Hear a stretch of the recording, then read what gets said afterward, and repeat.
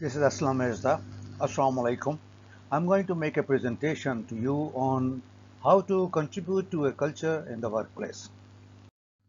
Here is my introduction, and here is the model which is the base for this presentation and to help the businesses to move in the right direction. Uh, the challenges that are arising from perpetual disruption needs to be met with effectively, and this presentation is in that alignment. The organizational preparedness is essentially the basic need to move on the model which I have just presented. The approach is essentially to understand how to contribute to workplace culture. The basic requirements for that are engagement, social learning, imitation role model, displayed culture, vertical and oblique transmission. Essentially, it is required that the top management, the top leaders must display the culture they want in the organizations, because the culture is essentially distills down from the top, and that imitation of the role model must be made available so that down the line the workers and the managers and the project managers must be able to imitate. And for that purpose, the engagement and social learning is the contributing factor which helps to build that culture. And the influencing factors are conscious awareness, incentives, value, and behaviors. Essentially, whatever is the learning of the above four areas at the conscious level, because that brings the emotional engagement. And once the individuals are emotionally engaged with the organizations, then it is something which really helps to build that culture which is required for moving in the right direction. And for that, the incentives helps further on to go with the desired culture. And for that, the values and behaviors, because the values, once the personal values are aligned with the organizational values, then it helps to create the behavior which is necessary for building that culture. Uh, the contribution at the personal level are important. Why? Because every team member is required to put in the best for creating that culture, because culture is a collective endeavor to show the performance of the organizations for moving towards strategic direction. And for that, the important area or mission, decision making, understanding of expectations, and engagement, that together helps creating the workplace culture. The further going into details is personal level requirements are that the purpose of the focus must be must be seen with the alignment and the assignment of the mission, because the organizational missions must be aligned with the personal missions at the job site, at the workplace. Uh, Further on, the organization core values. The organization core values needs to be spelled out, how to carry out the job and how to carry out the assignments. The strategic priorities. The strategic priorities are important, because once the workforce is made to understand that what the priorities are there to pursue.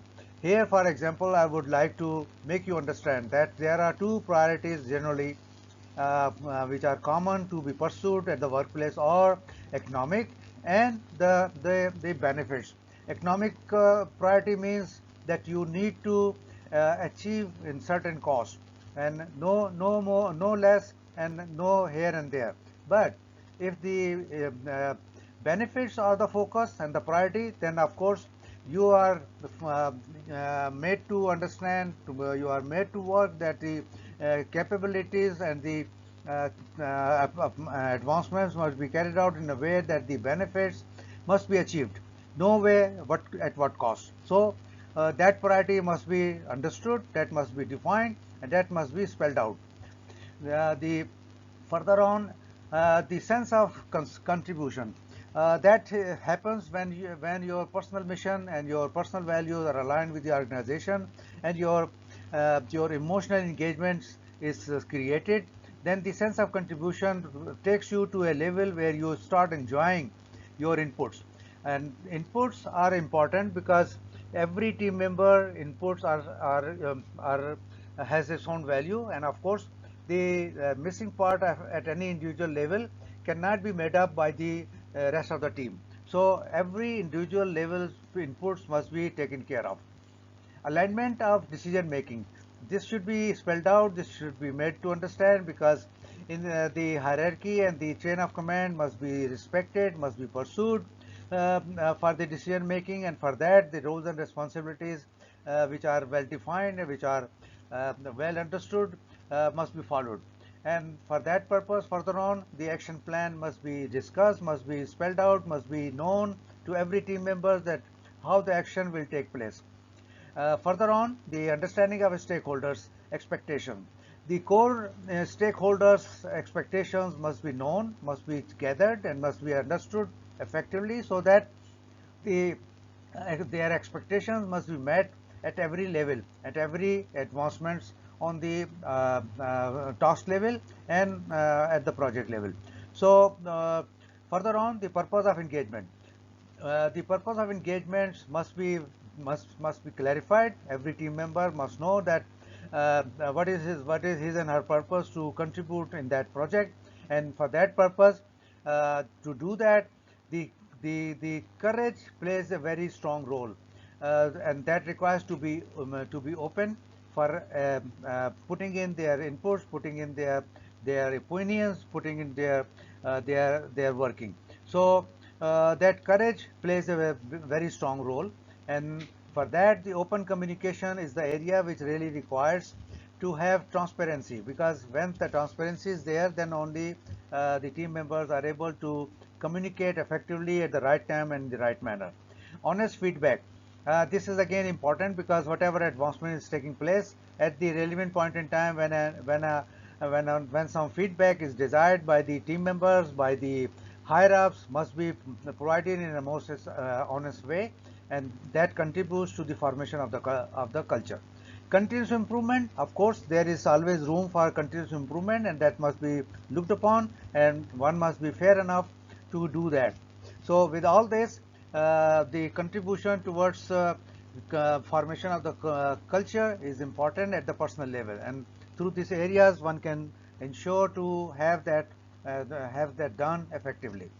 The contribution to the culture further on is looked upon through these 7 areas, that is vertical transmission, oblique transmission, project management culture, civility, values and rituals, communication, and networking.